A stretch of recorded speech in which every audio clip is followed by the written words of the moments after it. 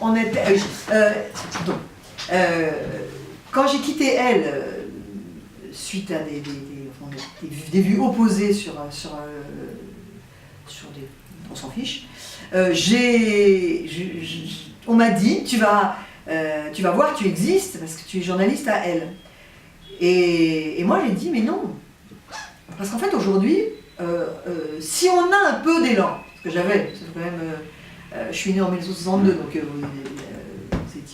vos parents n'étaient pas nés. Et donc, quand on a de l'élan, comme j'en avais, j'ai dit non, en fait. Parce que le monde change, c'est exactement pour ça aussi que je partais. Le monde change, et aujourd'hui, les gens, ils ont besoin d'incarnation. Donc en fait, parce qu'il y a très peu de modèles. Si vous voulez, à l'époque où moi j'avais votre âge, j'avais qu'à me baisser pour trouver des gens à qui je voulais ressembler. Il y avait Jane Birkin, il y avait toutes les Lauren Newton, Charles Rampling, enfin je ne sais pas, Nicole Garcia, enfin il y en avait de tous les côtés des gens où on se disait qu'on trouvait chic, qu'on trouvait audacieux, différent des autres, enfin bon. Là aujourd'hui, il n'y a quand même pas tellement. Si moi je devais en citer, à part des gens que personne ne connaît en fait, mais dans les gens qui sont publics, il n'y en a pas beaucoup. Les comédiennes, moi je suis désolée, j'ai envie de m'identifier à aucune. Alors attention, parfois sublimement bonne comédienne, c'est pas la question. Mais, je sais pas, ça demanderait à être travaillé. Il y en a très peu, je les connais en plus souvent dans la vraie vie, je les trouve pas très élégantes. Donc en fait je me suis dit, les gens, j'ai dit mais non, en fait les gens, ils vont venir me suivre. Il y a tous ceux qui vont trouver que mon look est à chier, je suis moche ou je sais pas quoi, ou bien que ce que je dis c'est des conneries, de toute manière ceux-là ne viendront pas. Mais il y a aussi tous ceux qui vont se dire, mais en fait celle-là, elle connaît quand même bien son affaire. C'est pour ça que maintenant je fais comment avoir la masterclass grâce à Sophie Fontanelle, c'est que je connais quand même bien l'histoire. C'est-à-dire que je peux bien conseiller les gens. Et des gens qui seraient susceptibles d'aimer mon style, on est d'accord. C'est-à-dire qu'une fille qui rêverait d'être en guêpière et avec des talons de 12, c'est sûr qu'elle ne va pas forcément venir vers moi puisque c'est pas ce que j'offre comme image de la femme. Ça peut m'arriver de le faire, mais il ne faut pas que je marche, quoi.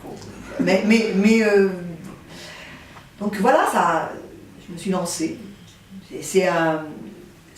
Au début, j'ai quitté Elle, je crois que j'avais 3000, 4000 followers, on est presque 100 000. Ouais. Un an et demi plus tard, un truc comme ça. Là, on est dans l'antre de Fonelle, comme je dirais, parce que c'est ici qu'elle existe, c'est que ici qu'on la voit. Mais à quoi elle vous sert à incarner quelque chose ou... Parce que moi, quand je la vois, j'ai l'impression qu'elle représente un peu personne de la mode, assez drôle, moi je la trouve très drôle. Est-ce que c'était un but pour vous qu'elle soit drôle, touchante, proche des gens? Mais moi, j'ai créé le... Alors, je m'appelle Sophie Fontanelle, dans Elle, je faisais une chronique, c'était les aventures de Fonelle et de ses amis.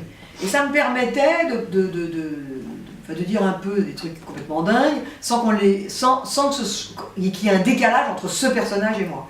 Aujourd'hui, sur Instagram, quand je suis arrivée sur Instagram, les gens me parlent. De temps en temps, ils disent Sophie, mais la plupart du temps, ils disent Fonelle. C'est-à-dire qu'en fait, c'est comme si j'étais ce personnage. Alors, mon compte, c'est @Sophie Fontanelle, mais je fais des petites rubriques. Fonelle a mis ça. Et il y a eu un drame, à un moment donné, un drame. Quand j'ai créé le Daily Elle, donc ce qui était donc une sorte de blog très officiel de Elle, et j'ai dit dorénavant, ce ne sera plus le blog de Fonelle, ce sera le blog de Sophie Fontanelle. Et je signais Sophie Fontanelle, ou Sophie. Mais drame. On nous a enlevé notre Fonelle, je continuerai toute ma vie à vous appeler Fonelle. Les gens ne voulaient pas entendre parler de ce changement de nom. Et moi j'étais toute contente de reprendre mon identité. Moi j'ai bien compris qu'en fait, c'était pas possible, quoi. Ça me dérange pas. En fait, c'est peut-être ma force sur les réseaux sociaux et ce qui fait que quelqu'un m'a dit l'autre jour, mais c'est très narcissique les réseaux sociaux. Et je dis oui, mais c'est très narcissique, mais c'est aussi très généreux. Parce que qu'ils viennent passer la journée avec moi et voir ce que ça veut dire de faire des posts comme je fais. Je fais des petites vidéos, et puis je regarde les commentaires, c'est une véritable gestion. Et donc, ce narcissisme évident, mais que j'avais même quand j'étais une petite bestiole grande comme ça, ce narcissisme, il ne peut tenir que s'il y a un don. Quelqu'un qui serait complètement « Ah, moi, mais je suis trop... » Il y en a d'ailleurs, hein, « Mais trop bien, je suis trop belle, etc. C'est trop dément comme je suis. » Ceux-là, bon, bah, c'est fini, c'est plié. Moi, c'est pas du tout ça. J'exprime très souvent ce qui est d'ailleurs très narcissique de dire qu'on doute. Ma mère me disait que quand on disait qu'on doutait, on était encore plus narcissique, parce qu'on était là en train d'attendre, mais non, mais je t'assure, bon. Mais j'exprime un certain nombre de, disons, différentes palettes de ma personnalité. C'est amusant. Tant que mon petit ami ne m'appelle pas Faunel, c'est jamais arrivé. Et en fait, il n'y a pas un jour où vous ne postez pas quelque chose sur Instagram. Et c'est un média, est-ce que c'est un média auquel vous tenez? Aujourd'hui, par exemple, avant votre arrivée, j'avais une terrible migraine. Je suis très très très migraineuse.